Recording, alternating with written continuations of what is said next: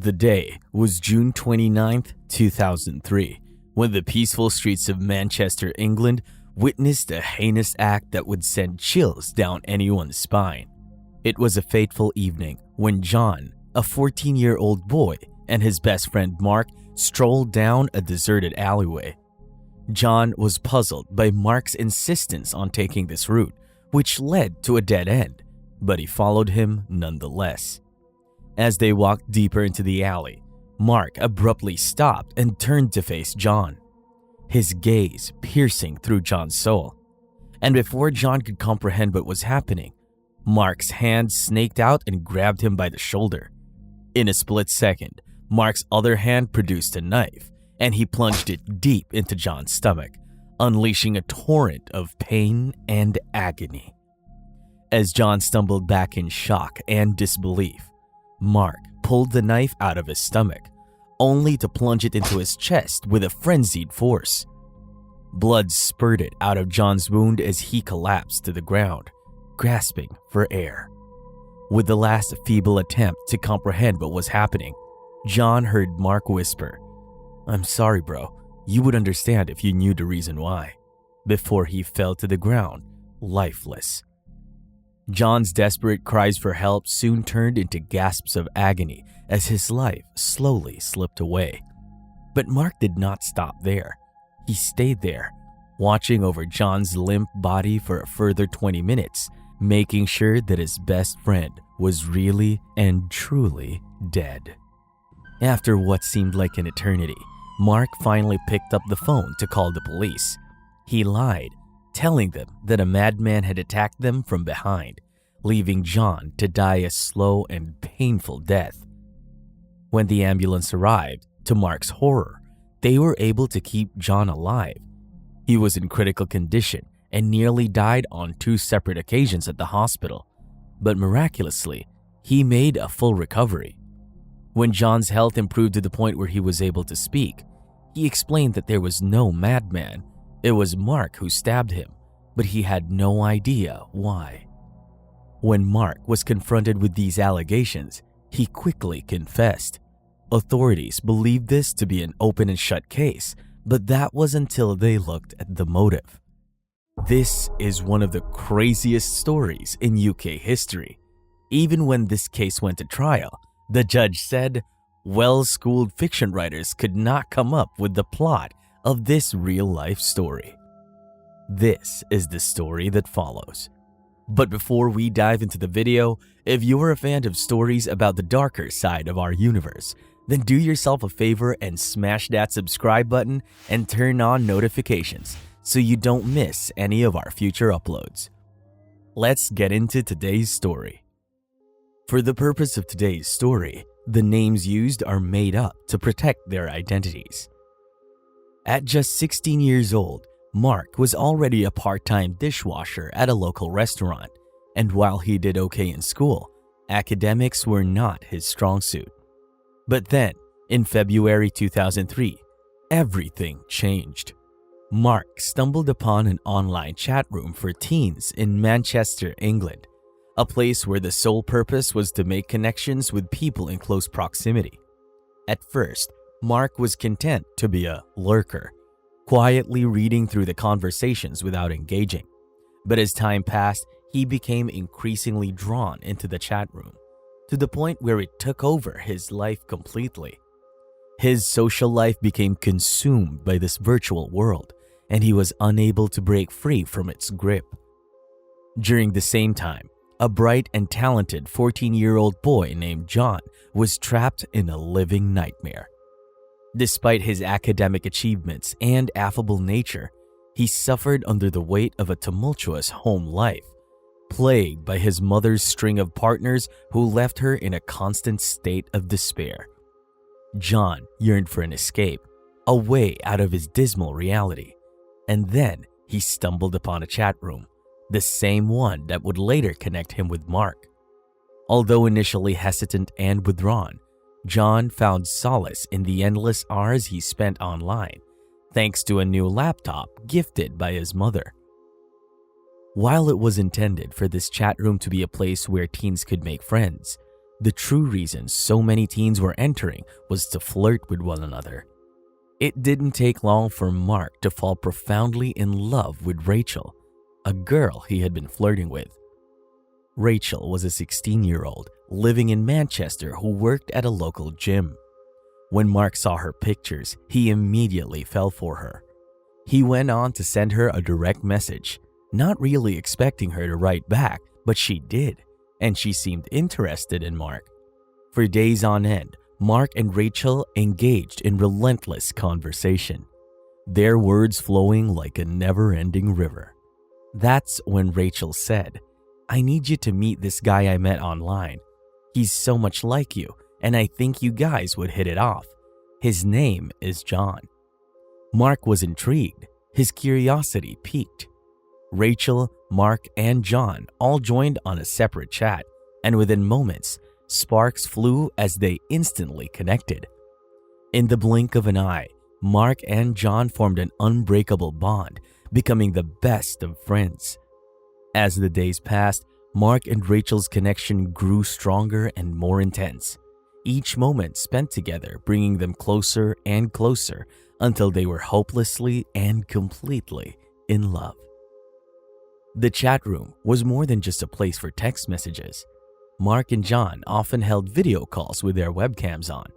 However, Rachel didn't have one, and this caused Mark great distress.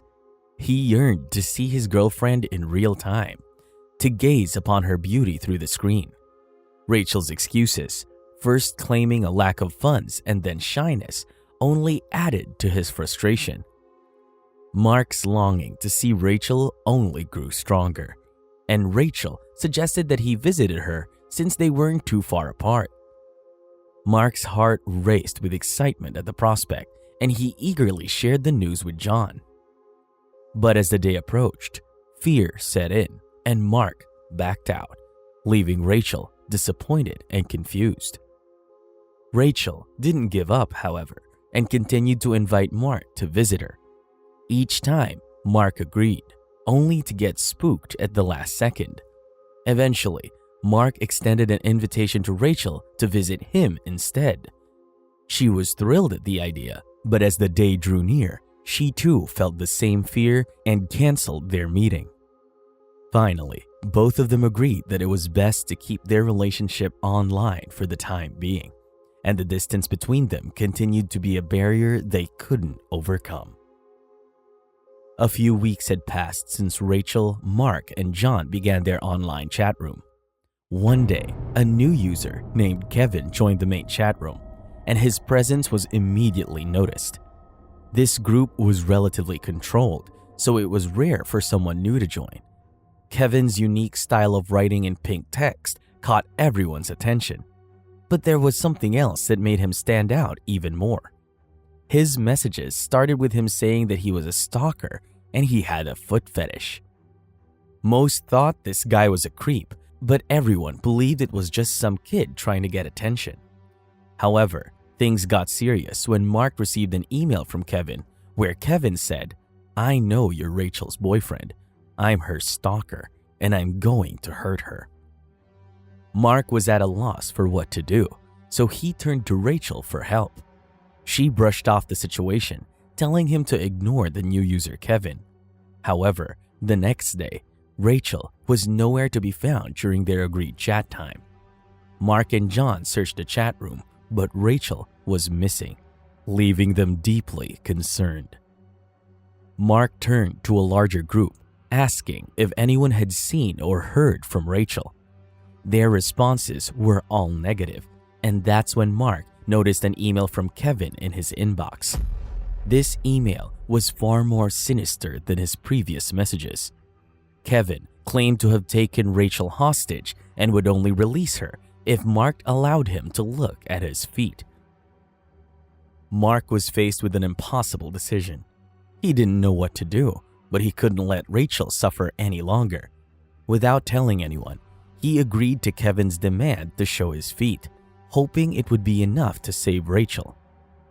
A few minutes later, Kevin messaged Mark to let him know that Rachel had been released. Mark was filled with relief and joy knowing that his girlfriend was safe. Later that day, Rachel came back online, thanking Mark for saving her life. She was so grateful that she suggested they meet up in person so she can thank him with a hug. Excited to see Rachel again, Mark agreed to meet up with her in the center of Manchester the following day. He couldn't wait to see his Rachel and feel her embrace after everything they'd been through. However, the next day, Rachel never showed up at the rendezvous. Mark waited for hours, but she was nowhere to be seen. He tried messaging her, but there was no response. She just disappeared from his life. Feeling hurt and confused, Mark was left to wonder what had happened to Rachel and why she had suddenly disappeared from his life. He couldn't help but feel a sense of betrayal and disappointment, knowing that their relationship had come to such an abrupt end. Mark was devastated by Rachel's sudden disappearance. He couldn't shake the feeling that something terrible had happened to her. A few days later, while Mark was in the main chat room, a shocking rumor began to spread like wildfire. Whispers emerged that one of the members in the chat room had abducted and killed another member. Mark's heart sank as he listened in disbelief. Could it be possible that Rachel was the victim of such a horrific crime? As Mark tried processing this horrifying possibility, other members began to chime in and speculate that the culprit might be Kevin and Rachel. The rumor mill continued to spin out of control as more users jumped onto the bandwagon and confirmed the speculation. Instead of speaking up, Mark remained quiet. Over the next month, John and Mark's relationship strengthened. Despite Mark not wanting to talk about Rachel, John would still provide support.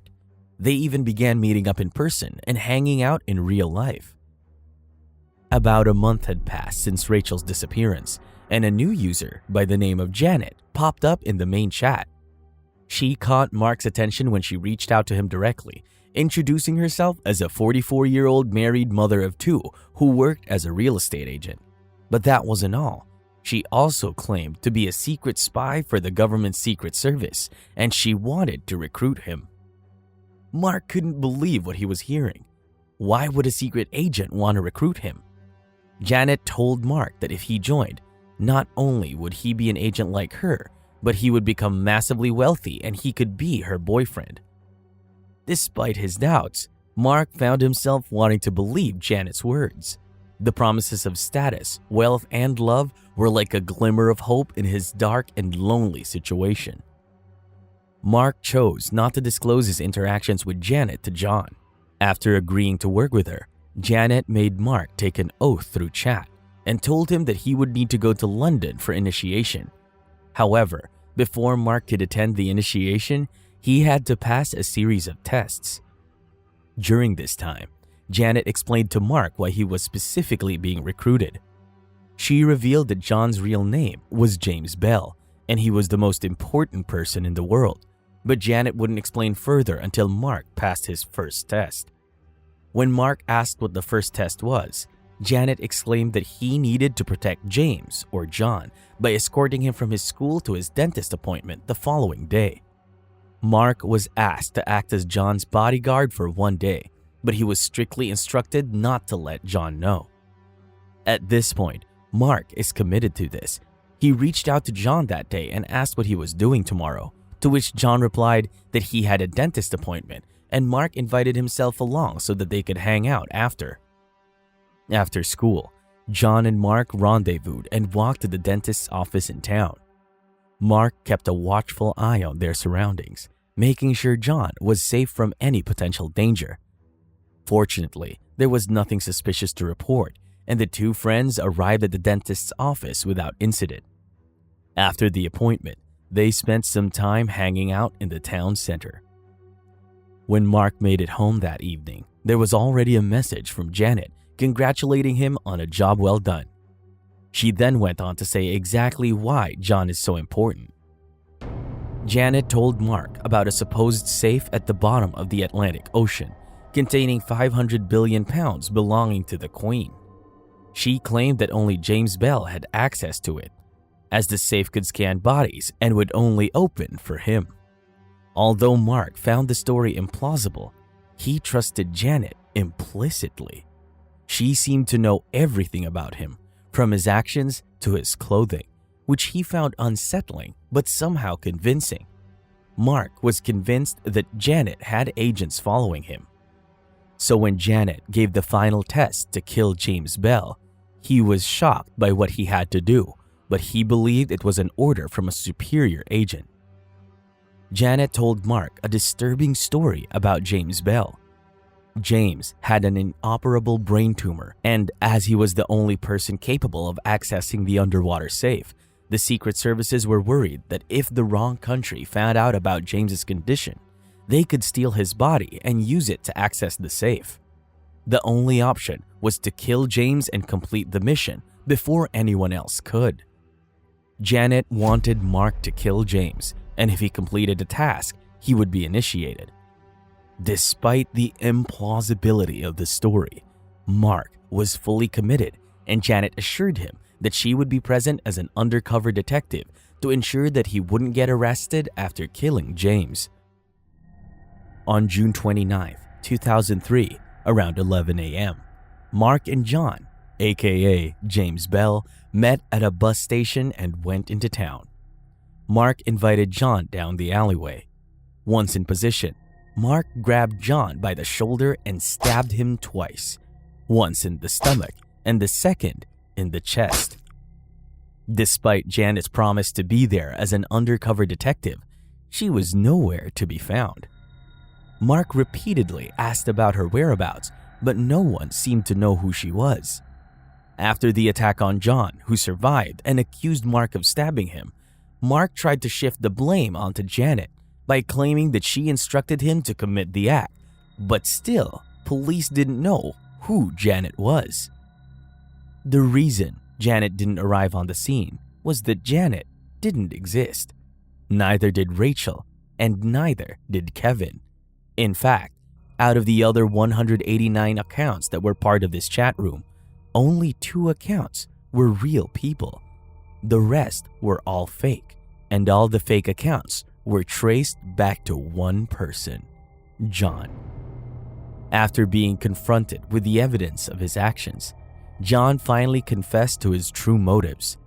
He revealed that he had never intended to engage in any of the deceitful and manipulative behavior. His actions had been driven purely by his feelings for Mark, whom he had fallen in love with after seeing his picture in the chat room. John had created the Rachel persona as a means of getting closer to Mark, using the account to introduce himself and gain his trust. However, when Mark fell for Rachel, John's jealousy became overwhelming, leading him to devise the Kevin account and ultimately murder Rachel. John's confession left everyone stunned, realizing the depths of his obsession and the tragic consequences that resulted from it. John had never imagined that Mark would believe such an absurd story that Kevin killed Rachel. But as Mark fell deeper into depression after losing his girlfriend, John wanted to see how far he could push it. This was when he created Janet. Her role was to manipulate Mark into spending more time with John. However, John eventually began to feel guilty about what he was doing. But after so long, it became difficult for him to come clean and confess the truth. Instead, he plotted his own murder. And that was when he had Janet turn the tables, from protecting John to killing him. As the attack loomed, John, as Janet, sent Mark a final message warning him to abort the mission if anyone mentioned the code 6969. Mark spent the whole day on edge, desperate for anyone to use the code to save John's life. But John remained silent, willing to face death rather than confess his deceit and betrayal to Mark. Mark had no clue John was behind these accounts. He felt as if something wasn't quite right, but had no idea up until this case went to trial, where John would reveal the truth.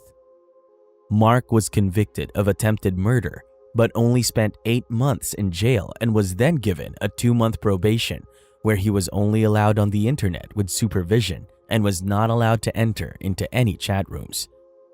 John was convicted of inciting his own murder, which no one else has ever been charged with. He was not given any jail time, but he was given 3 years probation, where he too was only allowed on the internet with supervision and was not allowed to enter any chat rooms. Both boys, now men, have a permanent restraining order. For the rest of their lives, they can't see or speak to each other. If you enjoyed this video, then make sure to hit that subscribe button. We post new stories every week covering the darker side of our universe. If you want to see more videos like this, then I highly recommend that you click the video now on your screen. That video has been selected specifically for you. Enjoy.